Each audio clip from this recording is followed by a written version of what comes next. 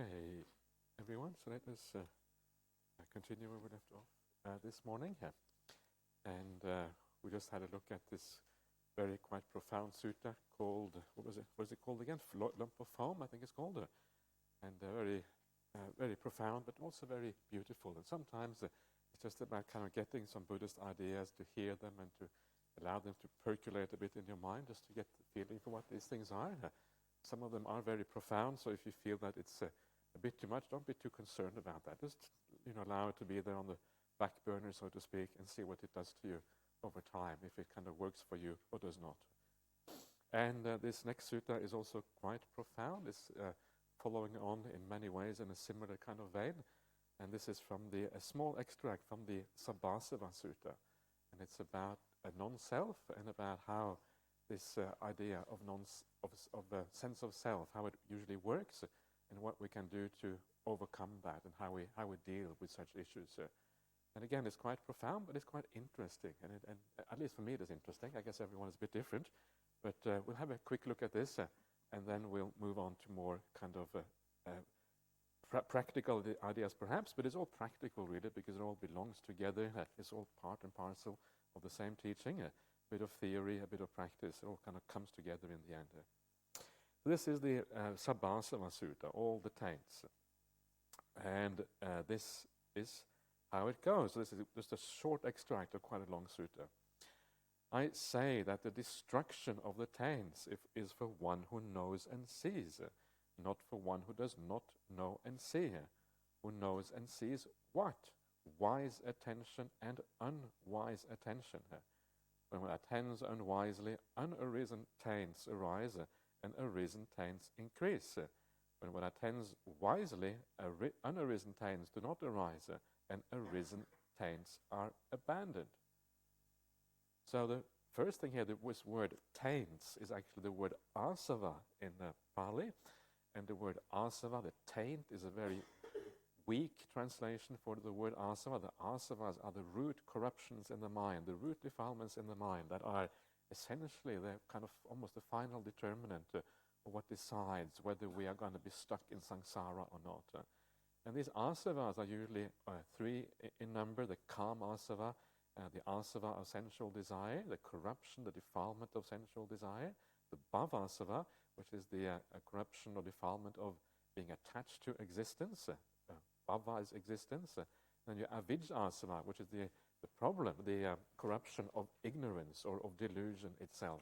These are the usual three asavas, and they are kind of often used as a final analysis of what drives us on in samsara, what attaches us in samsara.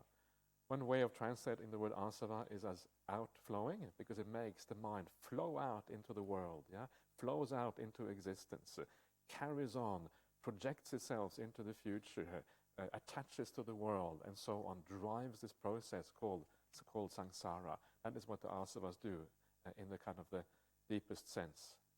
But in this sutta, it is also used slightly differently. Here, the word asava actually is used a bit more broadly to refer to any kind of defilements of the mind. So occasionally words have slightly different meanings depending on the context.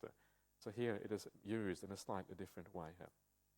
So he starts off by saying that the destruction of these corruptions of the mind is for one who knows and sees. In other words, you have to have insight, pasati and jhanati, to know and to see. So you have to have direct insight into things. You have to know how things work. That is how you attain these things. And a person who knows and sees, of course, is primarily, first of all, it is the stream entry. The stream entry knows and sees. And then, having known and seen through stream entry, then you carry on the process until you become an arahant.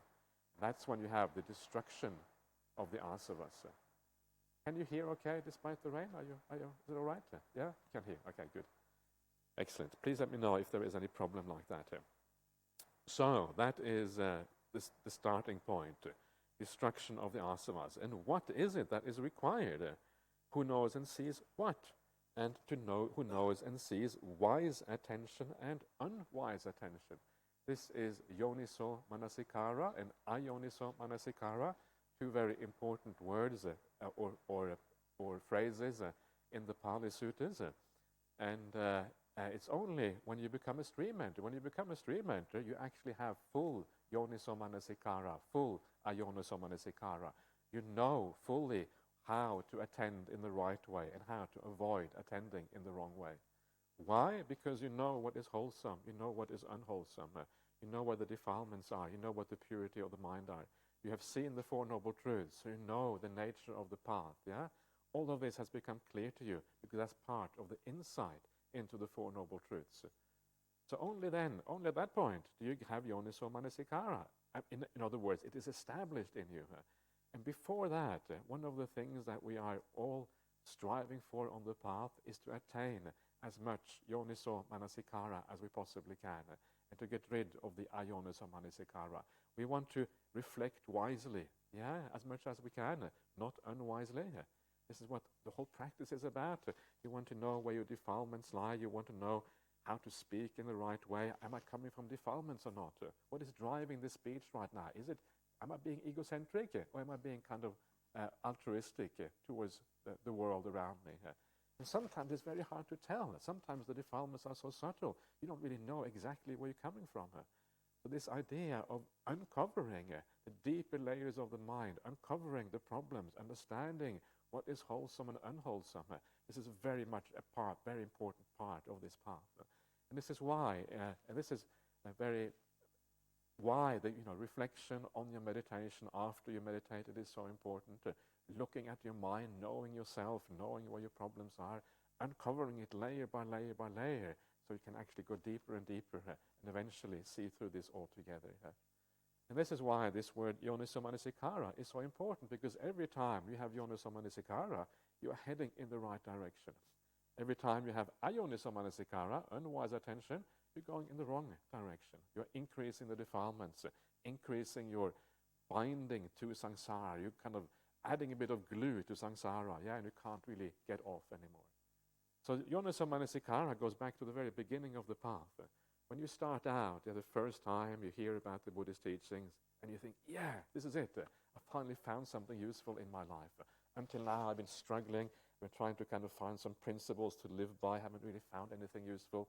And then you hear it. And that is kind of the first time you really have yoniso manasikara, because your mind is leaning in the right direction. You have understood what is wholesome and what is not. And then you keep on. Every time you have yoniso manasikara on this path, you are moving in the right direction. You see, okay, I've got to leave this behind. I've got to develop these things. Develop some more calm and peace. Yeah, you get that. So you do that. And not only do you do it, you know how to direct your mind to achieve these things. And so you direct your mind accordingly. That is the real yoniso manasikara. Every time you direct the mind in the right direction. And this is a struggle because we are deluded. We don't even know when we have yoniso manasikara, when we haven't. And this is part of the problem. This only really arises when you become a stream entry. Then you know. You have no doubt anymore. Okay. So, and then this is precisely the definition. When you attend unwisely, unarisen defilements arise, and arisen defilements increase. And when you attend wisely, the unarisen defilements do not arise, and arisen defilements are abandoned. This is the definition, if you like, one of the few definitions in the suttas of wise attention. You find it right here in this sutta. So the definition is simply, if you practice today and you find that at the end of the day you have a bit more clarity than you had at the beginning of the day, or after the meditation you have more clarity, you have a bit more kindness in your heart, a bit more compassion, you have a bit more, whatever it is, peace, all of these wholesome things, a bit more insight, then you have had yoniso manasikara, at least in part, through the day. If at the end of the day you feel more kind of, negative, it's not going anywhere, I just feel confused, I don't understand. What is he talking about, that monk up there? I don't understand what he's talking about. If that is what happens, then at the end of the day, then it's ayoniso manasikara, and you kind of feel a little bit down because things aren't going right or whatever. So this is basically what it means. That is how you know. So if you feel, after the meditation, you feel more clarity, you know that you've had yoniso manasikara. So look back at that process. Try to understand how you had yoniso manasikara. What were you attending to? How were you reflecting? How were you using your mind to achieve more calm and peace? And you will see that there are certain things that work, yeah? When you think in certain ways, it leads to calm. When you think in other ways, it leads to trouble. When you have a positive approach, when you appreciate your being here, when you prioritize the spiritual path, all of these things, you can see, you learn how to do that in your own way, because these things are quite personal. So learn how to do it your own way. And when you learn that, these things become like a treasury inside of you that you can use to apply and then make the path grow also in the future. All about this is to build up an understanding of how the mind works, yeah? And then you can apply these things in the future to help your meditation practice and whatever. Okay. So that is just very briefly about yoniso and ayoniso manasikara. And then the Buddha goes on to say that there are a large number of corruptions of the mind. There's 7 types of, or 7 ways of dealing with the corruptions, of abandoning these corruptions. And one of these ways is called the abandonment by seeing. This is the first one in this sutta. And this is the one I want to have a look at, because it relates directly to the idea of right view, which is what we're still doing. So, this is what he says. What taints should be abandoned, or what corruptions should be abandoned by seeing? Here, the untaught ordinary person who has no regard for noble ones and is unskilled and untrained in their teaching, who has no regard for superior people and is unskilled and untrained in their teaching, does not understand what things are fit for attention and what things are unfit for attention. Since this is so, they attend to those things unfit for attention, and they do not attend to those things fit for attention. Yeah, so here the Buddha is saying, untaught ordinary person, the asuttava putujana is the untaught ordinary person. So this is the untaught means you haven't heard any good teachings, yeah, you haven't heard any Dhamma teachings, and you are ordinary means that you are not a noble person, you're not an Arya. And you have no regard for those people. In other words, you just dismiss them. Yeah, those shaven-headed ascetics, who wants to know what they have to say? And you kind of walk off on the wrong path. That's how that is sometimes seen in the suttas. They have this kind of fellow early on. Actually, I took that out of the Majjhima 26. There's a nice little story in the Majjhima 26, the Arya Pariyesana Sutta, the Noble Search, where the Buddha, on his way, after his awakening, he meets this fellow on his way to Varanasi. He's walking to Varanasi to meet the 5 disciples. And on this way, he meets this Ajivika disciple. Ajivikas, they were a certain sect of ascetics or a certain religion at that time. And he meets this Ajivika disciple, and this Ajivika disciple looks at the Buddha. Yeah? And he says to the Buddha, you look pretty bright.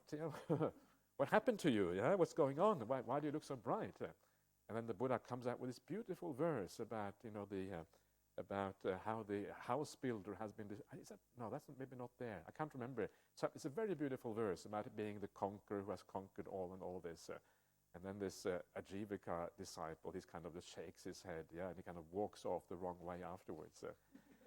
And it's interesting, yeah, it's so interesting, because here you are in the presence of number 1 spiritual genius in the history of humanity, someone who has just broken through, someone who's radiating wisdom and everything, and you are in the presence of the person, and you just don't recognize it.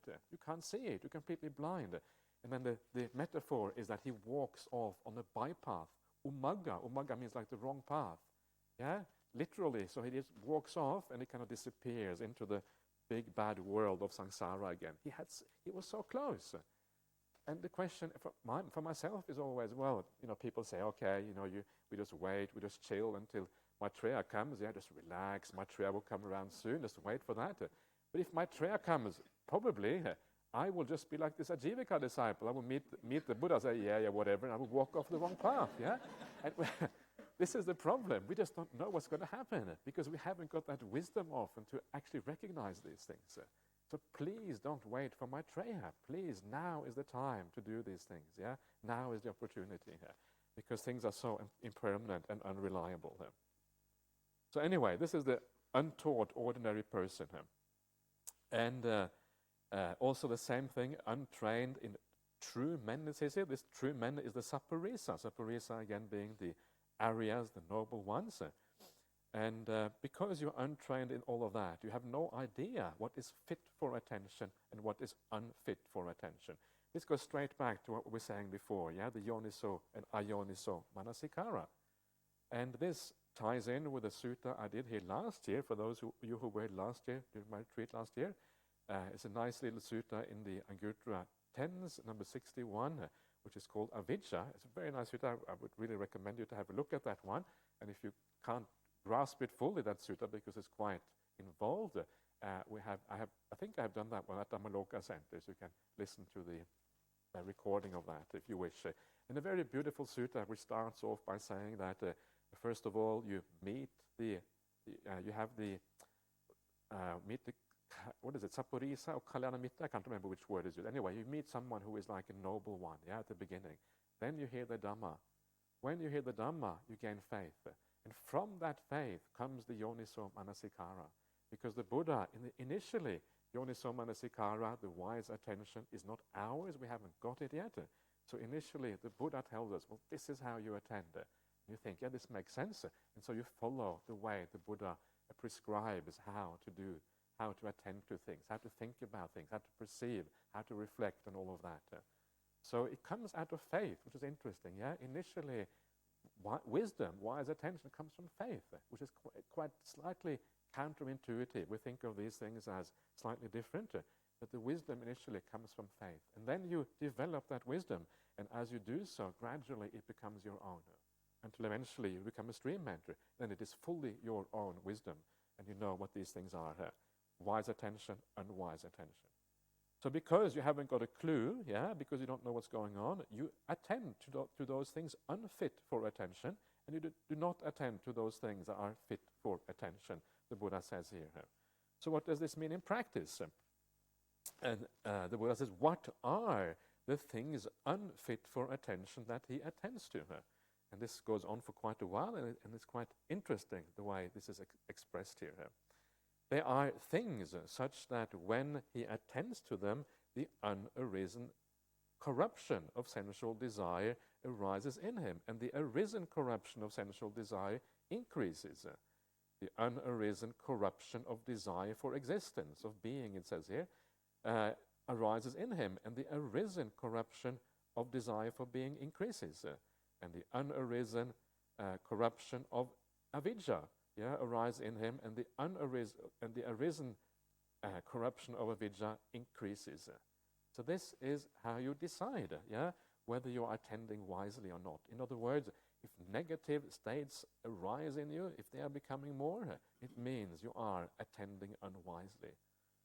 So unarisen taint or unarisen corruption of sensual desire arises, and if it has arisen, it increases. But how does this happen? And again, it's very simple. It's very easy. If you watch your mind a little bit, it's very easy to see how sensual desire arises. You see some nice food. See some nice food, and perhaps you are a little bit hungry. You didn't actually think about food beforehand, but because as soon as you see it, bang, you are caught. It's like a hook, hooks into your mind, and now the desire for that food has arisen. It's as simple as that. It is how you look at things. If you see that food as attractive, as something that you would like, then sensual desire arises as a consequence. And that is true for all the five senses. It is true for relationships we have, true for all of that. You see something as attractive, then the desire arises as a consequence. So the trick is to learn to see these things as not so attractive, to remember the downside of these things.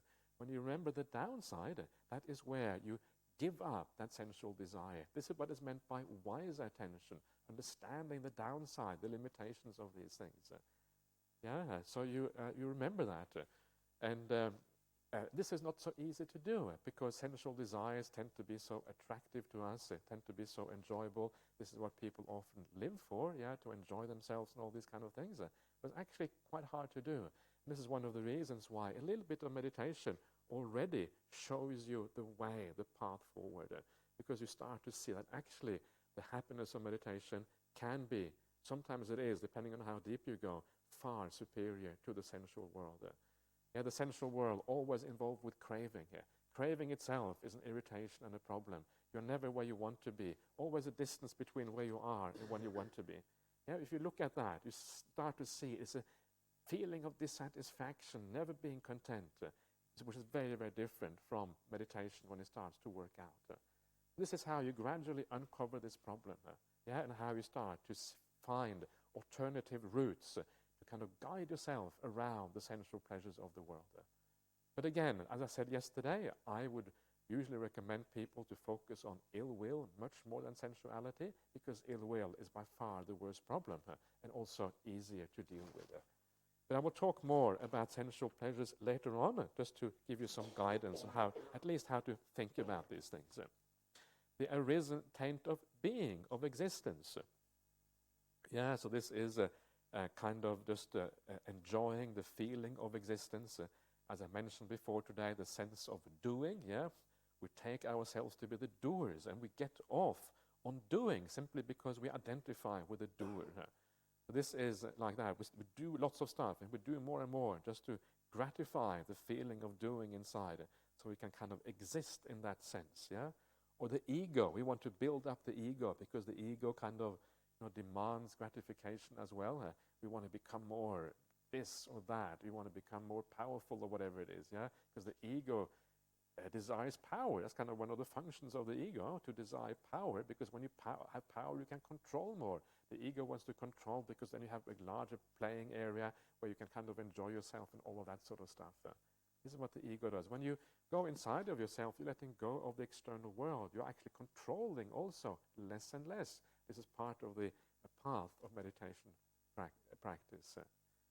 So this is the taint of being, the desire to kind of build up that ego and all of these kind of things. And of course, ultimately, just to exist itself. You want to exist. Why do we want to exist? Because we already feel we exist. And if we don't exist, our sense of identity is threatened. And that's why we desire to exist in the first place. Somebody comes and says, I'm going to kill you. You don't say, whatever, please kill me. You say, no, go away. I'm not ready to die. That's because you have a desire for existence still. And then the last one is the taint of delusion. The taint of delusion arises. How do we know about the taint of delusion arising and increasing? And this is the same sutta I was just talking about before.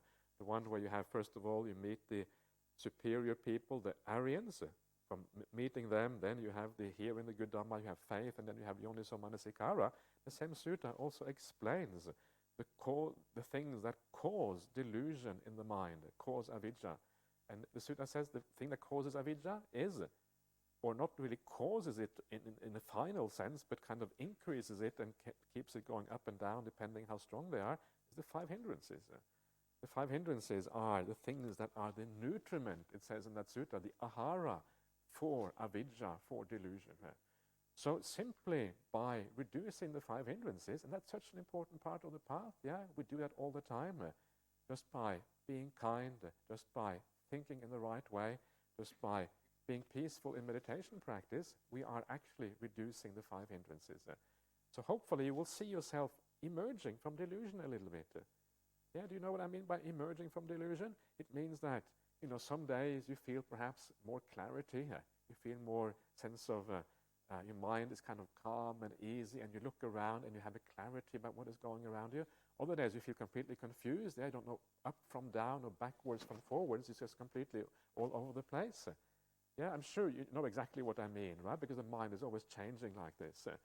So that is where you already have less delusion. If you're developing a mind that has more clarity in this way, you're already moving towards reducing delusion and ignorance right there. This is how you can know inside of yourself whether you are deluded or not, or whether it's getting better or worse. Quite simple, really. It doesn't mean that you have uncovered delusion fully. You haven't, because that's a long way down the line, but you're kind of heading in that direction. So that is a rough idea of the 3 root asavas and how to kind of have some idea how they arise, what unwise and wise attention is in regard to these 3 asavas. But that wasn't really the thing I wanted to talk the most about. That comes up soon. So And then he says, what are the things fit for attention that he does not attend to? They are things such that when he attends to them, the unarisen corruption of sensual desire does not arise in them, and the arisen corruption of sensual desire is abandoned. Yeah, the unarisen corruption of desire for existence do not arise in them, and the arisen corruption of desire for existence is abandoned. The unarisen corruption of delusion does not arise in them, and the arisen corruption of delusion is abandoned. Yeah, so you reduce the hindrances, and then gradually these corruptions are abandoned as a consequence. This is the yoniso manasikara. These are the things fit for attention that he does not attend to. By attending to things unfit for attention, and by not attending to things fit for attention, both unarisen corruptions arise in him, and arisen corruptions increase.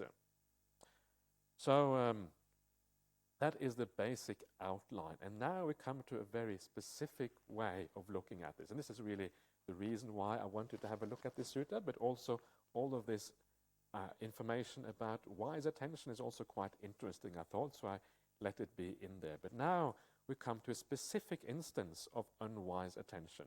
And this is how the Buddha talks about this. He says, this is how one attends unwisely. Yeah, this is how you have ayoniso manasikara. And it goes like this. Was I in the past? Was I not in the past? What was I in the past? How was I in the past?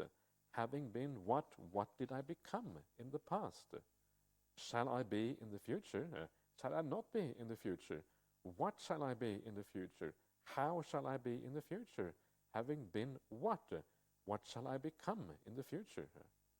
Or else he is inwardly perplexed about the present thus. Am I? Am I not? What am I? How am I? Where has this being come from? Where will it go? Yeah, so this is all to do with this sense of self. Yeah, sense of identity. Who are we? What you were in the past, and thinking about this and philosophizing about it, trying to figure out exactly what is the real you, what is the essence of what you are. And all of these things, says the Buddha, because they are based on the idea of I, based on the idea that you exist, that's kind of the underlying idea there. These are all unwise attention. It's interesting, isn't it? All of this stuff is unwise attention. Every time you think about yourself and what you are and whatever, it's actually unwise. So the idea to meditate on the idea of who am I, the Buddha says it's wrong way of meditating. You should never meditate on the idea of who am I, because you're already asking the wrong question here. So never think that is a good way to meditate. Sometimes I hear people say that, and I think that's not the right way to do meditation practice. Who am I? That's the wrong way to think about things. And Ajahn Brahmali once pointed out a very nice way of meditating. If you want to reflect in that way, you should ask yourself, instead of asking who am I, you should ask yourself, what do I take myself to be here? That is the right way of thinking here. If you ask, who am I? You are already assuming a sense of self there. But if you ask, who do I take myself to be here? Then you're asking, looking at those areas inside of you that you grasp as a self, and then looking whether they really are worthy of being grasped as a self. It's a very different approach. Yeah? One, you are uncovering any delusion you may have. The other one, you are reinforcing that delusion. So what do I take myself to be is a better thing. There is a nice sutta in the Samyutta Nikaya. There's many nice suttas in the Samyutta, but there's particularly one that I want to talk about. And there, the Buddha says very nicely, he talks about some very similar to this in many ways. And he starts off with the idea, I am. Yeah, and he says the idea, I am, one of the most simplest ideas you can think of, I am, is, he calls it a papancha. Papancha means like a proliferation. It means a thinking about things in the wrong way, just mind going on, thinking about stuff which doesn't really exist. He calls it a manyita. Manyita is another way of misconception, And he has all these beautiful words that show how the very idea of I am is a misunderstanding. And you can see all of these things that are mentioned here, they are based on the idea of I am. If you think I am, you've already gone too far. You've already missed the boat. You've already gone the wrong direction. You already have wrong view. It's already ayoniso manasikara, yeah? It's very easy to get ayoniso manasikara. All you have to do is think I am, and already you are in trouble. So what does this mean? It's almost impossible not to think I am. It's almost asking too much of people not to think like this. So all it really means, it doesn't mean that from now on, every time you think I am, or where do I come from, or what am I, or whatever, it's kind of evil or anything like that. That's not really what it means. What it means is just to open up another horizon, open up another possibility, that maybe these ideas that we have are so close to us. I am, where have I been, where am I going, this ego, things that kind of revolve around the ego, about who we are, etc. To question that. Is it really true? Yeah, open up a new perspective on these things. Don't think you're going to overcome this easily. This is only overcome through deep insight. The very fact that you're open to an alternative view, another way of looking at things, already opens up the possibility that down the line you will be able to overcome this.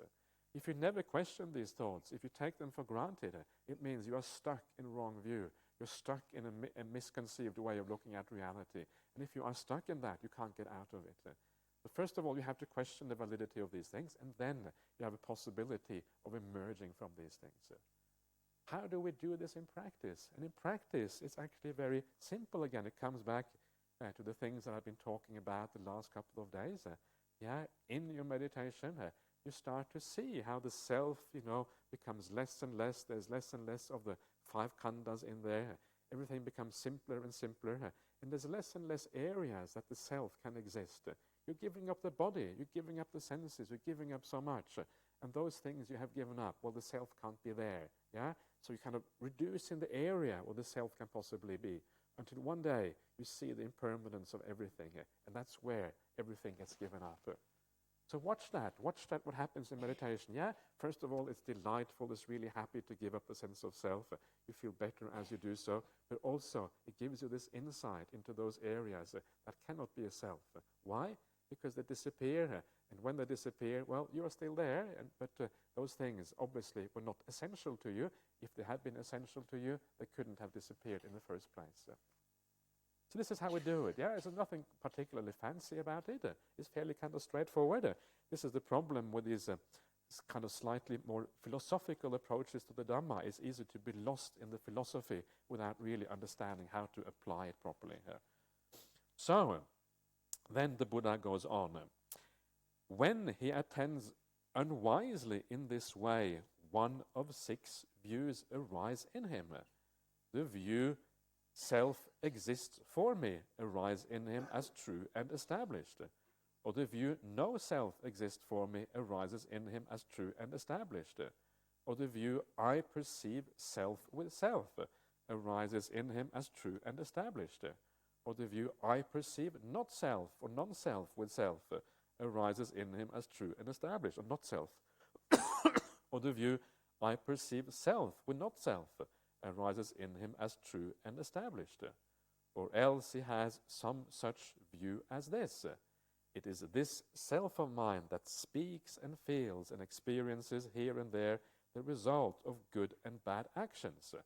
But this self of mine is permanent, everlasting, eternal, not subject to change, and it will endure as long as eternity. This speculative view is called the thicket of views, the wilderness of views, the contortion of views, the vacillation of views, the fetter of views. And then, so let's just stop there because that's probably, let's just stop there for a second here. So what are all of these things? So, starting out from the idea of I am, humanity constructs all kind of theories of self, philosophies about the self. That's what the Brahmanical teachings are about the releasing of the self and unifying with Brahma. That is what the Christian idea of a soul really is. It's an idea about a self inside of us. And most religions and even philosophies have some such ideas. And this is what this points to. It points to some of these philosophies that is possible to develop about the idea of a self. So What are these 6 views? The first one is the self exists for me, arises him as true and established. Yeah, this is quite a common view. Yeah, almost all religions of the world have that kind of view.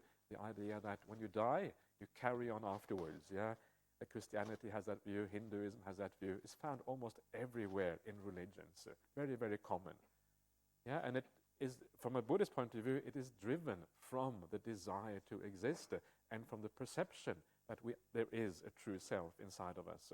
That is the foundation upon which these views are built.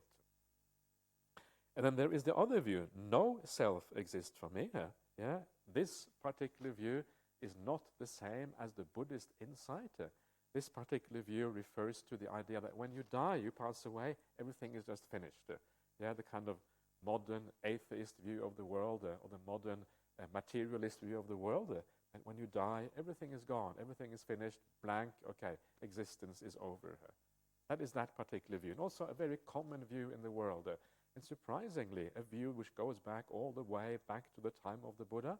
There were materialists back then who had this kind of view already established.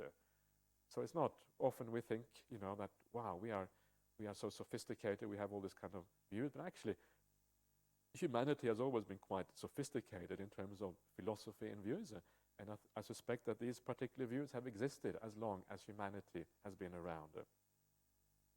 So these are the two basic views, yeah? And then you have some a bit more complex views, or views that kind of arise out of those basic ones. The view, I perceive self with self, arises in him as true and established. What does this mean? And it means that you have the 5 khandhas, yeah, and then you identify one part of those khandhas as the self. For example, let's say you take the knowing to be the self, yeah. The fact that I know things, I'm aware of things, that is myself. You take that as yourself, which is very common. Yeah, almost everyone does that. And then you have this ability to know your own knowing. It's called the reflexive knowledge. You know your own knowing. You know that you know, and you know that this is myself. Yeah. So the self knows itself. That's what this is saying. So I know. I can be aware of the fact that I know. Yeah. And that knowing, I take that to be myself. That's really all it means. The self perceives the self. Yeah. You have a self-reflection about what is going on. Reflexive awareness of the consciousness. Don't worry too much about this. If it doesn't make sense to you, don't worry too much, because it doesn't really matter all that much. These are just a kind of fancy way of dividing up different views about the self, really. The view, I perceive not self with self. Yeah, this is the idea that you have a self, and that self is maybe a little bit hidden to you. You don't know exactly what it is, but you see all these other aspects of personality. Yeah, you see the will, for example. Okay, the will that is not. You don't. Or let's take the body instead. Yeah, you perceive the body. You know the body is not yourself, but your inner feelings or your inner awareness, that is myself, and I see the body through this inner awareness. The inner awareness is myself, the body is not. That's all that means, really.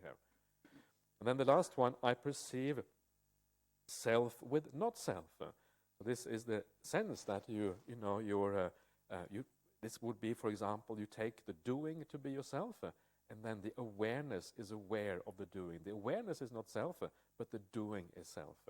So the point here is simply that this is a person, yeah, 5 khandhas, and of these 5 khandhas, some of those khandhas are self and some are not self, yeah. So sometimes the self part of the khandha sees the non-self part of the khandhas, or the non-self part of the khandha sees the self part of the khandha, or something like that. It's just a way of dividing up the 5 khandhas into various ways. Now, what is interesting here, one of the things that if you have been extremely sharp, now you get A+ in the Buddhism if you get this one, yeah. This is one of the things that is missing here. The one thing that's missing is I perceive non-self with non-self. Yeah, all the other 3 variations of self and non-self is there. Perceiving self with self, perceiving non-self with self, perceiving self with non-self. The one that is missing is I perceive non-self with non-self. That is not there. Why? Because that is the Buddhist attitude. That is the right one. Yeah? So that is why it is missing there. This is what we do. When you are observing yourself in meditation or whatever, what is going on? You are using your five khandhas that are non-self to observe your five khandhas that are also non-self. Yeah? Do you agree? That makes sense, yeah? So you are taking your five khandhas, they are right here, and then you're observing the five khandhas, using those five khandhas. That is actually correct. That is the Buddhist idea of what is going on. But of course, to be able to see that, you have to have these profound insights. As long as you believe, as long as you have a sense of self, you're not going to be able to appreciate that. But that is actually the right attitude. Okay, and then we have this final one, the final view. It is this self of mind that speaks, feels, and experiences here and there the result of good and bad actions. This self of mind is permanent, everlasting, eternal, not subject to change, and it will endure as long as eternity. Yeah. What does this mean? It's a kind of quite a complex idea of self, where you take most of the five khandhas to be yourself. Yeah. The one that speaks, that's the doer, that's the sankhara khandha. The one that feels is the vedana khandha. Experiences here could be just the consciousness khandha. Yeah. So you're taking these five khandhas, especially the four mental khandhas, and you're saying, yeah, that's the me, yeah? And in the future, I will experience the results of bad actions. That's the permanent self, which will experience that. And this is permanent, everlasting, yeah? It is like a pillar, yeah, that would never kind of be shaken by earthquakes or winds or anything like that. That's basically how it is explained elsewhere in the sutras. And that is how you get the eternalist view about things kind of going on for eternity, which is so common in the world. But in Buddhism, all of these views that we have looked at now, all of this, they are called speculative views. Why are they speculative? They are speculative because there is no reality that they refer to. There is nothing apart. It's just a view, but it doesn't actually refer to anything that exists. That is why it is speculative, yeah? And that's why the Buddha calls it a thicket of views. You are lost. You're in the bush, you're in the jungle, fighting your way out, but you have wrong view. So you're kind of stuck in that thicket of views. The wilderness of views, the contortion of views, the vacillation of views, the fetter of views. You are bound to samsara because you have wrong view. Your sense of self is the fundamental things that binds you to existence. It fetters you to reality. Kind of scary, isn't it? This sense of self that is so dear to us. I want to exist. Please don't kill me. I want to kind of keep on living. I don't want to die. I'm not ready to die. All of this, that thing which is so dear to us turns out to be the thing that in the end actually tortures us, ties us to samsara, and actually is the ultimate thing that we have to overcome if we want to find any real happiness in life. This is why this view is so important. And again, it is not about the fact that you have to take on board any view kind of absolutely, because it really is impossible. The most important thing is that you're open to the possibility that this is true. If you're open to that, it means that when you do your meditation practice, you will be able to understand your experience in the right way, instead of just being trapped by the old habits and the old perceptions. Okay.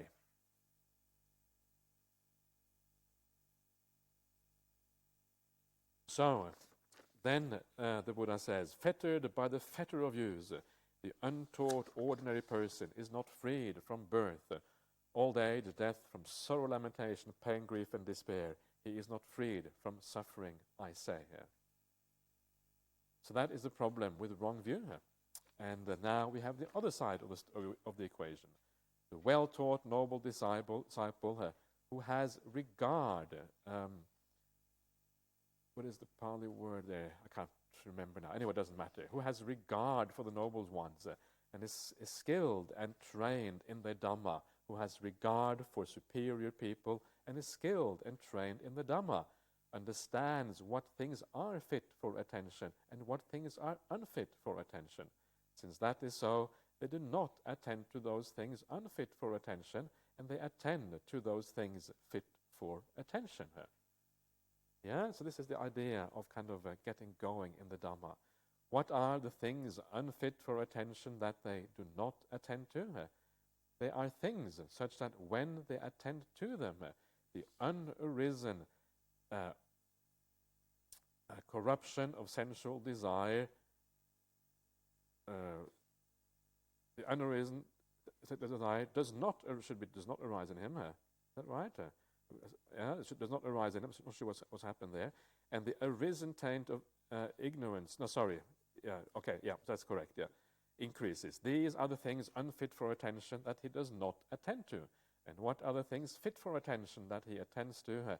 They are things such that when he attends to them, the unarisen corruption of sensual desire does not arise in him, etc., etc., and the arisen corruption of delusion is abandoned.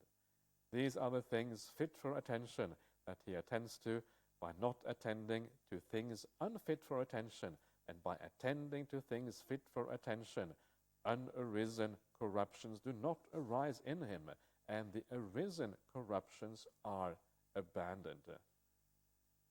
So then the Buddha goes on. So this is just the opposite of what we had before. And this is how you attend wisely. Yeah, nothing very surprising in this. How do you attend wisely? You attend. This is suffering. He attends wisely. This is the origin of suffering. He attends wisely. This is the cessation of suffering. He attends wisely. This is the way leading to the cessation of suffering. When he attends wisely in this way, 3 fetters are abandoned in him. Personality view, sakkaya ditthi, doubt, vicikicca, adherence to precepts and observances, sila, batta, paramasa. These are called the taints that should be abandoned by seeing. So this is how you attend wisely. And you may wonder, how is this the opposite of what we have just been talking about? We've just been talking about the sense of self, how to build up, how we should not build up theories of what we are and of existence and of eternalism and all of these kind of things. Exactly how do these things relate together? The way they relate together is that when you attend to this is suffering, this again, you do this in your meditation practice, you see things disappearing that have always been there, and you think, wow, how nice it is to get rid of those things. And then you understand where suffering lies. And when you understand where suffering lies, you also understand where non-self is. Because those things that are suffering, they are not self.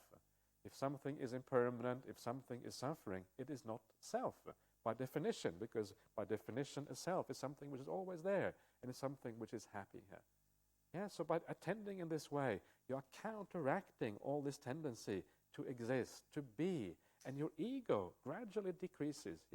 This is why you find in meditation you become less and less concerned with the outer world, with controlling things, and the sense of who you are starts to diminish, and it gets kind of concentrated into this very little area. And actually, it's so nice when that happens. You're getting rid of suffering, getting rid of all these other things. And because you have an open mind about the sense of self, you are able to discard things that are suffering on the way. You don't hold on to them. When the point comes to discard the very will, this thing which is so dear to us and so close to us, you're able to do so because you have an open mind about even the will, whether that is you or is not you. So you're able to discard the will itself, and then you see, wow, the will too is non-self. And so you keep going all the way down the line until everything is gone. The 5 khandhas are completely abandoned, and you understand suffering fully. These things are very closely related to each other. And you attend wisely. This is the origin of suffering. You see, in the end, you understand the craving is the source that drives these things on. You're no longer interested in all these 5 khandhas, so you want to stop this whole thing. You understand the cessation of this whole thing the elimination of that very same craving. And as you practice the Noble Eightfold Path, gradually that Noble Eightfold Path becomes clear to you. It's a gradual clarification as you practice it. You understand how you abandon all of these negative things, how you get rid of them, and how then gradually you move on until eventually you practice the whole path. And then as you do that, these 3 fetters are abandoned in you. Personality view, sakkaya ditthi, is abandoned. this is precisely the view that there is a self in the five khandhas, that there's something there which is inherent, which is essential, which is the eternal you, which is always there. That is completely abandoned when you become a stream enterer. The stream enterer has perfect view, ditti patto, attained to view, seeing things according to reality. That is the very first fetter that is abandoned. And this is why, once you become a stream enterer, that is why we have the word stream enterer in the first place. Yeah, you have entered the stream of the Dhamma because you have seen reality. You know, there's nothing here to hold on to anymore. And then it is like an automatic process that unravels itself. The perceptions, the views, the thinking, everything gradually falls into line until eventually you become an arahant down the line. This is why this is such an important insight, the Sakkaya Ditthi. Sakkaya means something like the existing body, or the existing personality. The word kaya in this context does not mean body, it actually means like person. The existing person, you have the idea of an existing person has been given up, that view. Sakkaya Ditthi is abandoned. You no longer have a sense of existing in any real way, in any permanent, essential way. And that is what is happening there. That is why it's called Sakkaya Ditthi. Doubt has been given up, because you have seen the Dhamma for yourself. No grounds for doubt anymore. You know what you have to do, you know what you should not be doing, and you kind of, vicikicca, the last of the five hindrances, is abandoned once and for all. No more adherence to precepts and observances. Why is that? Because now the stream enterer is someone who has taken on board morality. You have become a moral person. It's part of who you are. You can't really be bad anymore. If you do some bad things by mistake, then you tend to admit it and confess it straight away. That's one of the characteristics of the stream enterer. And very good. One of the things that you abandon at this point, you abandon the kind of the being the dog duty ascetic and the ox duty ascetic of the Kukkaravattika Sutta. So you no longer have to walk around on all fours and pretend to be a dog or to pretend to be an ox. You've given that up because you know that's not the path to awakening. You can kind of got rid of that one. So, and it's strange, isn't it? Because people think that these things, that it's weird how we kind of construct these ideas about what is the path to awakening. And this is, it's a very interesting case in the suttas, this dog duty ascetic in Majjhima Nikaya 57, I think it is, where this sutta is, Kukkaravattika Sutta, the dog duty ascetic. It's so interesting, people get into this idea that if you live like a dog, you're going to become awakened, or you're going to go to heaven or whatever, So they live like a dog. It's weird, but this is how the mind works. So it's good to kind of be on the lookout for that. So you kind of give up. You will never again will you be a dog duty ascetic until the end of samsara. And thank goodness, because that's not really a very nice way to live. What is interesting, people who travel to India, I didn't see that when I was there, but they tell you that you go to India, you still see people practicing these kind of things, Because India is this amazing country which is so religious in many ways. This kind of vast conglomerations of various ideas about religion. You see all kind of stuff in India.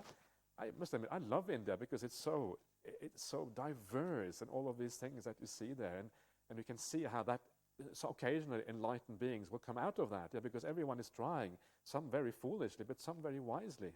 And still go to India, you can still see this dog duty ascetics, people crawling around on all four, trying to practice a spiritual life.